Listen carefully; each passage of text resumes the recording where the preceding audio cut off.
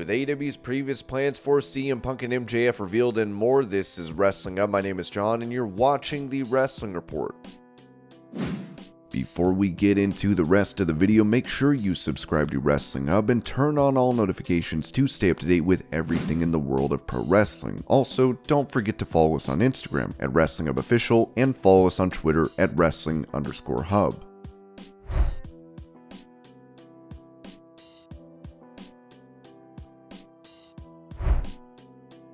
Talking about a conversation with his doctor regarding his health issues from pro wrestling, Mick Foley said on his podcast, he said, "We've been looking over your MRIs and your x-rays. You've got too many issues. You got muscular, neurological, skeletal, and even if we were able to help from a neurological standpoint, there's nothing we can do with those other things. I'm looking at all these things I did during the course of my career, and I mean, I'm paying a steeper price than I thought imaginable. I thought, oh yeah, of course my hips are going to be sore, my knees are going to be hurting, I'm going to be arthritic, but now I'm curved around like this, you know? I know saying tough times are relative. There are other people who say I would trade lives with you. I'm getting up at 6 a.m. I'm working 2 jobs to make ends meet. Nonetheless, this was pretty devastating for me, and so I was going back to WWE in a really tough, dark place. It was a tough time for me. The concussions, seeing the fallout, seeing how much I lost in height. The doctor said, we got your MRIs back. This is before they even decided not to do the surgery. I said, how is it? He goes, it's a bad MRI. And I went, how bad? And he proceeded to talk like 5 different discs. All things that I kind of knew, but it still stings when you actually see the proof. Now I find out it's not just the discs, it's the spine itself. Foley would also reveal that he approached AEW President Tony Khan about an idea for Thunder Rosa. I just reached out and said, hey, have you ever thought of procuring the rights of Thunderstruck for Thunder Rosa? This was about a year ago, just out of the blue, you know, not like, hey, can I have a job? I just thought, man, that would be epic to get the whole crowd chanting. He thanked me for it, wished me well, and away I went. Good guy. I met Tony years and years ago. Great guy.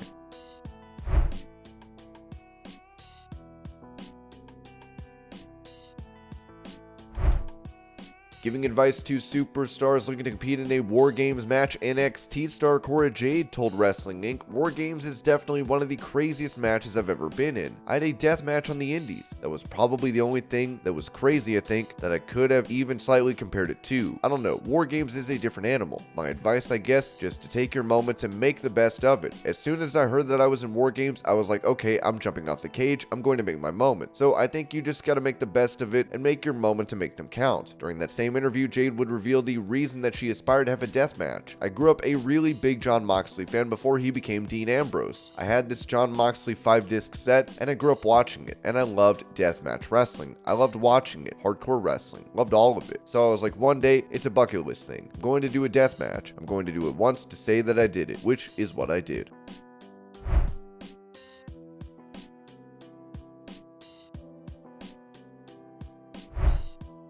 When it comes to streaming AEW content, the Wrestling Observer pointed out how it could be getting worse for fans in Europe. Subscribers to AEW Plus in Switzerland were sent out a message that effective on November 22nd in that country, that they are no longer offering like Dynamite and Rampage shows live in the market, and that Fight, which runs AEW Plus, will put those shows up 30 days after they take place. In Switzerland, subscribers were told that the Dynamite and Rampage are now exclusive to the market on TNT series for the first 30 days. The story behind this is AEW signed a new deal with Warner Germany, and part of the deal allowed AEW Plus on Fight in Germany for the first time, but the main shows would have to have a 30-day delay before they could be put on the system. They asked AEW to standardize that on Fight in Switzerland. I don't know how much interest there is in a streaming service airing shows 30 days after they aired as compared to one where you access it live on Wednesday and Rampage airs at the same time on the service as in the US. AEW Plus is also debuting in France, but I believe that will have the same stipulations.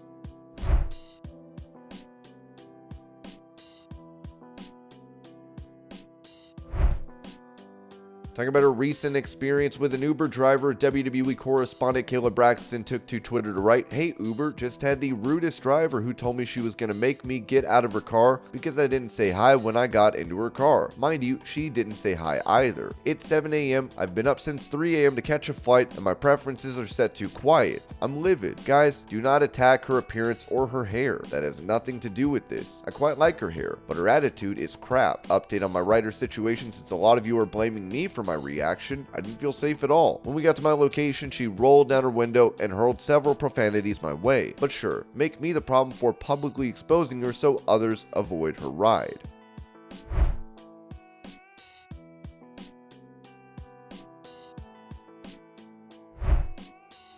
Touching on his son now working for AEW as a producer, commentator for the company, Tony Schiavone said on the AEW Unrestricted podcast, "I really kind of wrestled with even mentioning this, but I'm going to. We have just hired a brand new producer to help us backstage. It's a producer who's had 15 years of network TV experience and really knows what he's doing. I really wrestled with even wanting him to come to work for us, and it's my son, Matt. He will start as a producer in Jacksonville, and as this thing airs, it's already happened. He had such a good job, but he, just like us, just absolutely loves pro wrestling and wanted to do it. I went, Matt, are you sure? Because it's freaking crazy back there. Tony told me, he said, well, I'm not going to have him work under you. I said, good. He said he's going to work with Sanjay Dutt."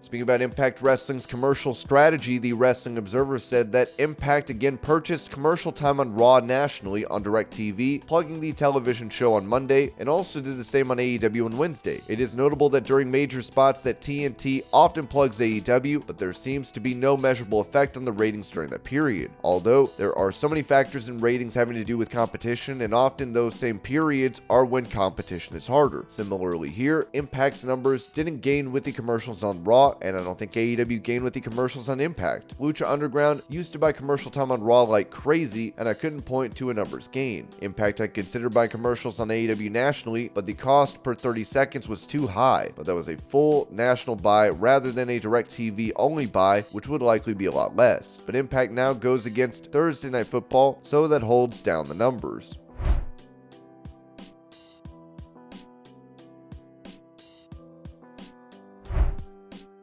Taking to Twitter to give an update after having surgery, NXT star Arianna Grace wrote, "Update, physio is going great. Surgery went wonderfully and my rehab is too. So thankful to Dr. Dugas, our amazing medical team here at the PC, and to the WWE for taking care of its talent."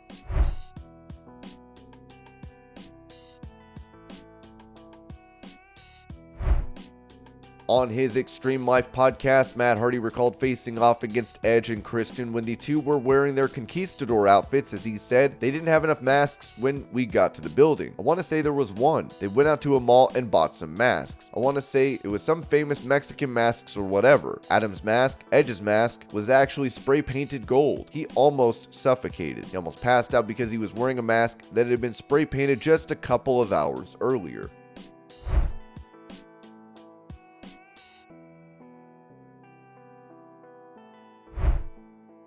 With it said that Chelsea Green could be making a return to WWE under the new regime, Steve Carey of Ringside News would note that a report broke yesterday that WWE is interested in bringing back Chelsea Green. A tenured source said they have heard about 100 names being discussed. Chelsea Green is just one of them. Her name has not been mentioned by Triple H.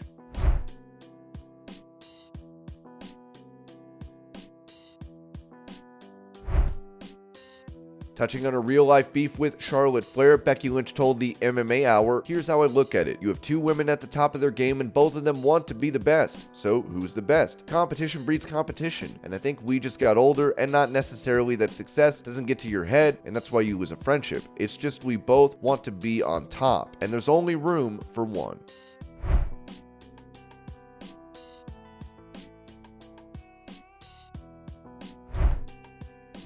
Recalling his tights ripping during his TLC match against Dean Ambrose, AJ Styles told Stacking Pennies, "I don't know if I was super embarrassed, but watching it back, I was kind of embarrassed that everybody had to see this. I was wrestling Dean Ambrose, now Jon Moxley. It was a TLC match, and he put me through some chairs, and apparently after going through a chair, it must have gotten bent out of shape, and it ripped my gear in the back, close to my butthole. I remember putting John through a table, and he goes, 'Oh, your pants are ripped.' I'm like, 'Huh?' I could feel it. I was like, 'Oh man.' So throughout the match, I would do certain moves. You could see, it was really close. They would say it was a wardrobe malfunction, but it was not. My wardrobe did exactly what it was supposed to do when it's being sliced by a sharp object. So it wasn't a malfunction, it just got cut open."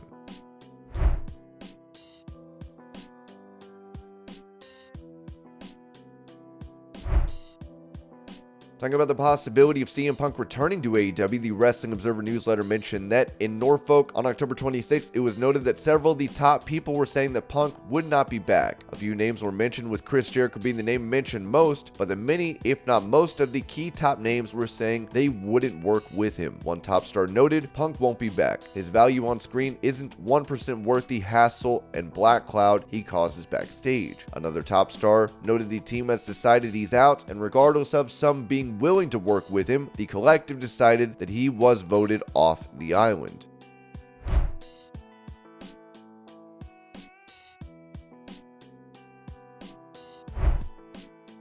With it rumored that Chris Jericho spoke to CM Punk following the backstage incident after All Out, allegedly calling him a cancer in the locker room, Sean Ross Sapp of Fightful would write in regards to this, that story did not come from Chris Jericho. He did not respond for comment when I asked about it.